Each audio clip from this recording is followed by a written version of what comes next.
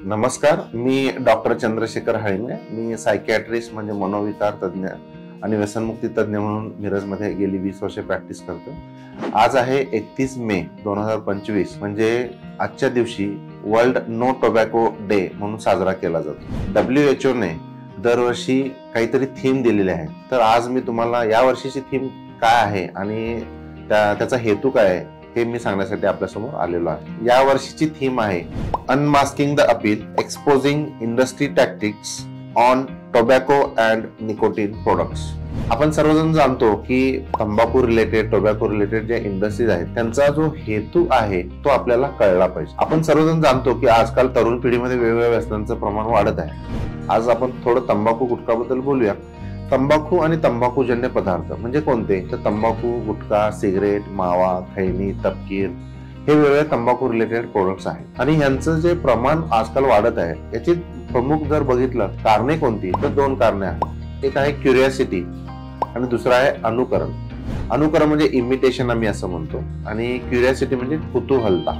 अनुकरण म्हणजे घरामध्ये जर सिनियर व्यक्ती कोणी असेल, आई वडील असतील, काका मामा असतील, ते जर तंबाखूचं किंवा तंबाखू रिलेटेड प्रोडक्टचं जर सेवन करत असेल तर त्याचं अनुकरण येणारी जी पुढची पिढी आहे ती करू शकते.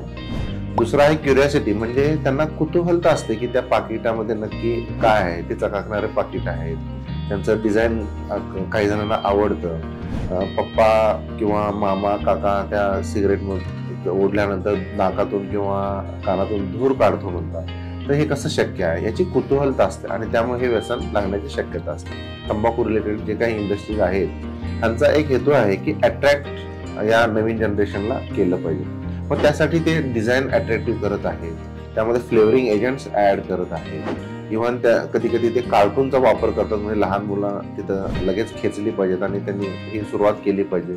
म्हणजे तंबाखू खाण्यास म्हणा किंवा सिगरेट ओढण्यास म्हणा, म्हणजे वेगवेगळ्या पद्धतीनं त्यांचं प्रेझेंटेशन ते करत आहेत, मार्केटिंग ते करत आहेत, डिजिटल मीडियामध्ये त्याचा सर्रास ते जाहिरात करत आहेत. इव्हन फिल्म स्टार, ऍक्टर, ऍक्ट्रेसचा ते वापर करून ह्या तंबाखू आणि तंबाखू गुटखा रिलेटेड जे काही ऍड आहेत ते त्यांचं प्रमाण त्यांनी वाढवलेलं आहे. म्हणजे आपण सर्वांनी हे लक्षात घेतलं पाहिजे की हे इंडस्ट्रीज किंवा तंबाखू गुटख्याचे किंवा सिगरेटचे जे काही इंडस्ट्रीज आहेत त्यांचा हेतू हाच आहे की तरुण पिढीनं याच्याकडे अट्रॅक्ट झालं पाहिजे आणि याची जाणीव आपल्या सर्वांना झाली पाहिजे. हाच या वर्षीचा हेतू आहे थीमचा. ह्याचं प्रमाण आजकाल नक्कीच वाढलेलं आहे युवा पिढीमध्ये आणि सुरुवाती तंबाखूनं होते आणि नंतर मग तंबाखू असेल, नंतर मग अल्कोहोल म्हणजे दारूच असेल, भांग, गांजाचा रस, brown sugar, cocaine, LSD, amphetamine असे वेगवेगळ्या व्यसनांचं प्रमाण पण वाढू शकतं. त्यामुळं पालकांनी, सर्व सिनियर लोकांनी, इव्हन मुलांनी पण हे लक्षात घेतलं पाहिजे. हे जी ऍड आहे तंबाखू आणि तंबाखू रिलेटेड प्रोडक्ट्सची,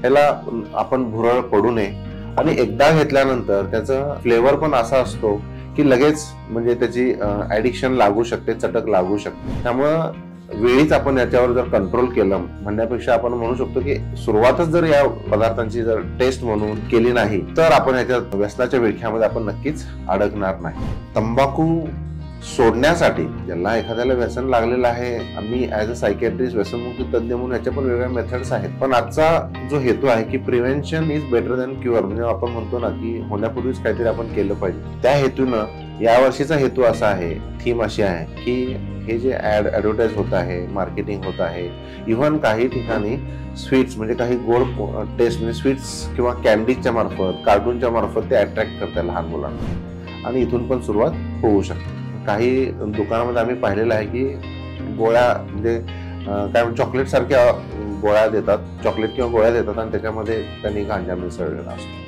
तर अशी ही सुरुवात होऊ शकते. सर्वांनी हे लक्षात घेतलं पाहिजे की हे भुरळ आपण या ऍडव्हर्टाईजला पडू नये. जाता जाता मी एवढंच सांगेन, ज्यांना हे व्यसन लागलेलं असेल तर त्यांची पण सुटका होऊ शकते.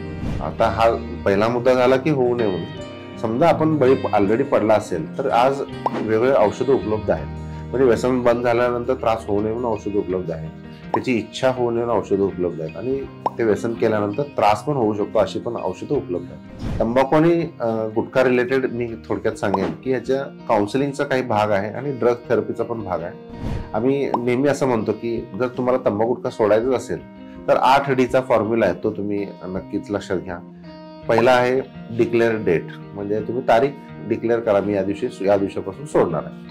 नंतर डिक्लेअर रिलेटिव्ह फ्रेंड्स, म्हणजे तुम्ही डिक्लेअर करा की मी तंबाखू गुटखा सोडणार आहे. मित्रांना, फ्रेंड्सना, नातेवाईकांना तुम्ही डिक्लेअर करा. व्हॉट्सअप मार्फत करा, नाहीतर प्रत्यक्ष करा. नंतर आहे ड्रग थेरपी, म्हणजे व्यसन बंद झाल्यानंतर त्रास होऊ नये म्हणून औषध आहेत, तलब कमी व्हावी म्हणून औषध आहेत, म्हणजे फार्मॅकोथेरपी म्हणजे औषधोपचार पण आपण करू शकतो. नंतर आहे डिले मेथड. डिले म्हणजे आपण पुढे ढकलायचं, म्हणजे इच्छा झाली पिण्याची किंवा तंबाखू गुटखा खाण्याची किंवा सिगरेट ओढण्याची, तर आपण जेवढा वेळ पुढे ढकलता तेवढा वेळ ढकलायचा. म्हणजे काय, पेपर वाचा, गप्पा मारा, आपल्या मित्राला फोन करा, काही ऍक्टिव्हिटी करा, खेळायला जा, फिरायला जा, असं आपण डायव्हर्ट होऊ शकतो. याला म्हणायचं डिले मेथड.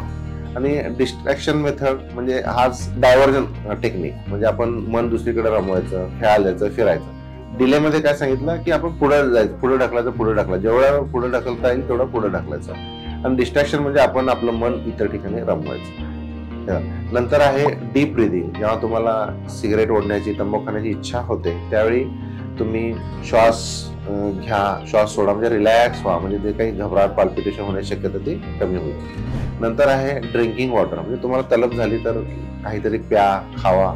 पाणी पिलं तरी आपण थोडं याच्यापासून थोडा दूर राहू शकतो. आणि नंतर आहे डिस्कशन, म्हणजे तुम्ही तुमचे ज्या अडचणी आहे, तुम्ही जे ठरवलेलं आहे, तुमचा सक्सेस जो आता सोडण्याचा आहे, काय सिच्युएशन आहे, तुम्ही डिस्कस करू शकता नातेवाईकांशी, रिलेटिव्हशी, फ्रेंड्सशी. म्हणजे हे जे 8D आहे त्याचा वापर केल्यानंतर पण आपण तंबाखू किंवा टोबॅको आणि निकोटीन, म्हणजे निकोटीन हा पदार्थ आहे, केमिकल पदार्थ आहे, जो घातक पदार्थ आहे, तो तंबाखूमध्ये आढळतं. असं म्हटलं जातं 3000 केमिकल्स तंबाखूमध्ये आहेत, त्यातला एक घटक आहे निकोटीन. आणि याचं नुकसान तर नक्कीच आहे, डोक्यापासून पायापर्यंत संपूर्ण शरीरावर याचा परिणाम होतो. कॅन्सर हा मोठा घटक आहे, जो मोठा घातक आजार आहे. याच्या व्यतिरिक्त ब्लड प्रेशर आहे, शुगर आहे, पॅरालिसिसचे अटॅक आहेत, लकवा पॅरालिसिसचे अटॅक आहेत, हार्ट अटॅक आहे. असे वेगवेगळे शारीरिक आजार, डोक्यापासून पायापर्यंत वेगवेगळे आजार भरपूर आहेत, ते होऊ शकतात. 31 मे 2025 ही जी थीम आहे की आपण नवीन ऍडव्हर्टाईजला अट्रॅक्ट करणाऱ्या जाहिरातींना, आकर्षक पाकिटांना, कव्हर्सना, तंबाखू गुटखाच्या पुढे आहेत ते चकाकणारे आहेत, त्यांना भुरळ न पडता आपण व्यसनापासून नक्कीच दूर राहिलं पाहिजे. तर पुन्हा भेटूया नवीन विषय घेऊन. आणि ॲडिक्शन बाबत मी जाता एवढं सांगेन की याबद्दल आणखी माहिती हवी असेल तर आमचं यूट्यूब चॅनल आहे निर्मल हॉस्पिटल मिरज, याला तुम्ही नक्कीच सबस्क्राईब करा, म्हणजे वेगवेगळ्या व्यसनाबद्दल आणि मानसिक आजाराबद्दल आपल्याला माहिती घेता येईल. तोपर्यंत नमस्कार.